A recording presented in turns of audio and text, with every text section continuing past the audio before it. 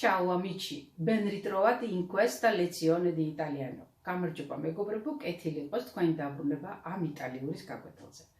სანამ გაკვეთილზე გადავალთ, მინდა გითხრათ, რომ პირველი გაკვეთილის PDF ფაილები მზად არის. მე შეგვიძლია რომ ასეთ ფაილებს მოვამზადებდი. ფაილში შესულია როგორც თეორიული მასალა, ისე სავარჯიშოები და თქვენ ამ ფაილის ჩამოწერა შეგიძლიათ პირველი გაკვეთილის აღწერაში დამატებული ბმულის საშუალებით. ესე იგი, ყოველ გაკვეთილის ბოლოში აღწერაში მე დავამატებ ბმულს და ამ ბმულზე გადასვლით თქვენ შესაძლებლობა გექნება ჩამოწეროთ დამხმარე სავარჯიშოების ფაილები. ამ ეტაპისთვის ზად არის ჯერჯერობით პირველი გაკვეთილის ფაილები და შეგიძლიათ ნახოთ პირველი გაკვეთილის აღწერაში ბმული. ეხლა გადავიდეთ ჩვენს დღევანდელ გაკვეთილზე. ეს გაკვეთილი იქნება მსუბუქი, ეს ნიშნავს, რომ არ იქნება გრამატიკული მასალით ძალიან დატვირთული. დღევანდელ გაკვეთილზე ჩვენ გავიგებთ, რომ ძალიან ბევრი იტალიური სიტყვა ჩვენ უკვე ვიცით. რა თქმა უნდა, საუბარია ლათინური წარმოშობის სიტყვებზე, რომელიც ძალიან მრავლად არის როგორც ქართულ ენაში, ისე სხვა უცხოურ ენებში. მოდით ვნახოთ და გავეცნოთ იმ წესებს, როგორ უნდა მივხვდეთ ასეთი ლათინური წარმოშობის სიტყვა, როგორ იქნება იტალიურად.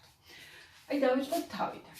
მაგალითად, ლათინური წარმოშობის ქართული სიტყვები, რომლებიც ბოლოვდება ციაზე, როგორც წესი, ისინი იტალიურად დაბოლოვდება ционეზე.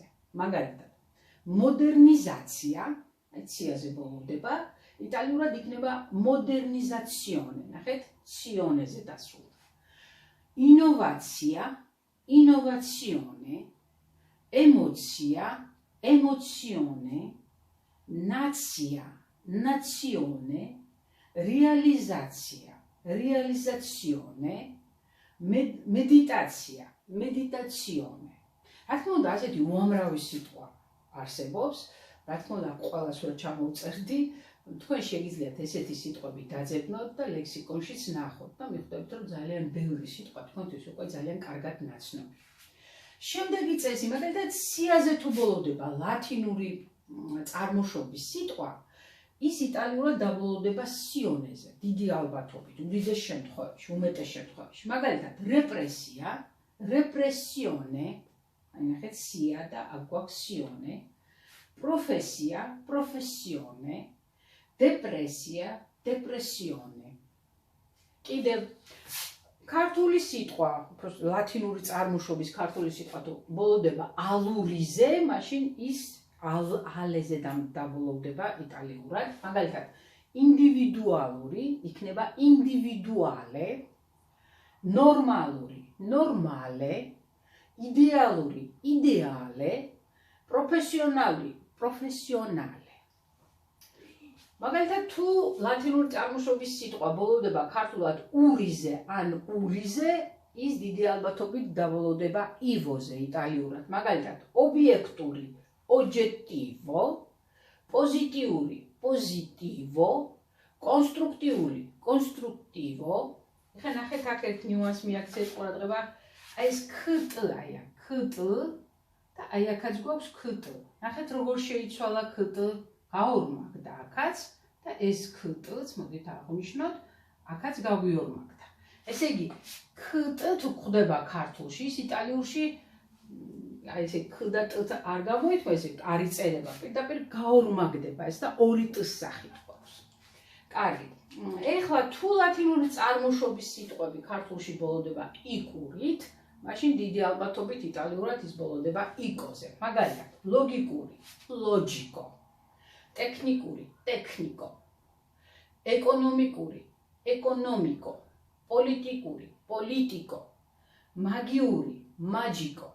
აქ რა თქმა უნდა იკური არ გვაქვს, მაგრამ გამონაკლისია, მაგრამ ესია მაგიური, მაჯიკო.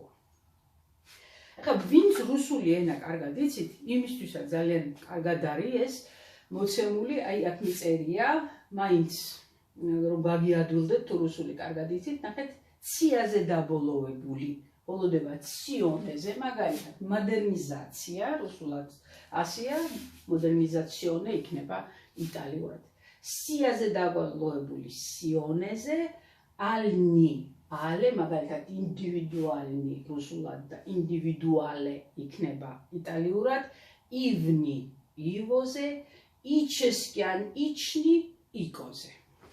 ნუ ახაც იგივე მიწერია, რომ ყტ თუ შედის ლათინური წარმოშობის რუსულ სიტყვაში, ის გადაიქცევა ორ ტ-თ.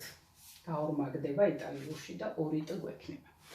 აი ამ წესების მიხედვით ჩვენ მივხვდით, რომ ძალიან ბევრი ლათინური წარმოშობის სიტყვა უკვე ვიცით, როგორ იქნება იტალიურად და ეს გაგვიმდიდრებს ჩვენ სიტყვათა მარაგს. ეხლა დღეს კიდევ მინდა გესაუბროთ, აი აქ მიწერია გამოთქმა ti amo და ti voglio bene. აი ამ ორი გამოთქმის შესახებ მინდა გითხრათ. ხა რა შემთხვევაში ვიყენებ ti amos და რა შემთხვევაში ვიყენებ ti voglio bene. ti amo და ti voglio bene ნიშნავს ორივე მე შენ მიყვარხარ. უკვე ნაცნობი ალბათ თქვენთვის გეცოდინებათ ეს გამოთქმები, მაგრამ მოდით თქვათ რა შემთხვევაში გამოიყენება ti amo. ti amos ვიყენებთ იმ შემთხვევაში, როდესაც საუბარია რომანტიულ, ძალიან ძლიერ გრძნობაზე, ხო? დანარჩენ ყველა შემთხვევაში გამოიყენება ti voglio bene.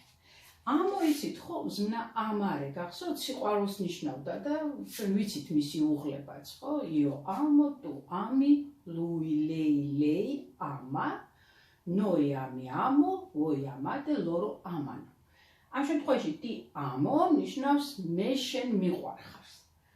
ti voglio bene, აბა სიტყვა სიტყვით voglio ნიშნავს მე მინდა, ხო? ნუ bene კარგს, ნუ ალბათ მე მინდა კარგი შენთვის.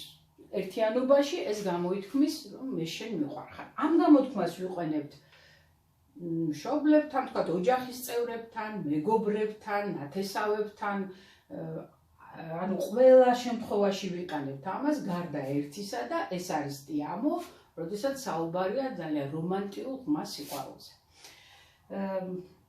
შეგვიძლია საყვარელო რომ მიმართო ვიღაცას, თქვათ თუნდაც ოჯახის წევრს, შვილს, რა ვიცი, დედას, მამას, შეგვიძლია ან მეგობარს თუნდაც ხო, ან მეორე უბრალოდ მიმართავთ, ან amo ესეც შეიძლება, ესეც გამოიყენება ძალიან.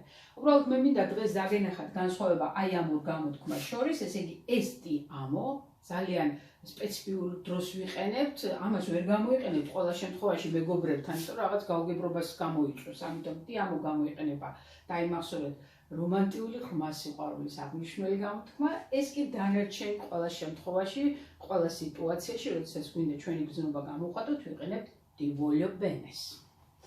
აი დღევანდელი გაკვეთილი ეს იყო, მე მგონი არც ისე მძიმე გაკვეთილი არ არის. გაიმეორეთ, ივარჯიშეთ და ყველაფერი კარგად იქნება. ნახვამდის მომავალ შეხვედრამდე. Arrivederci.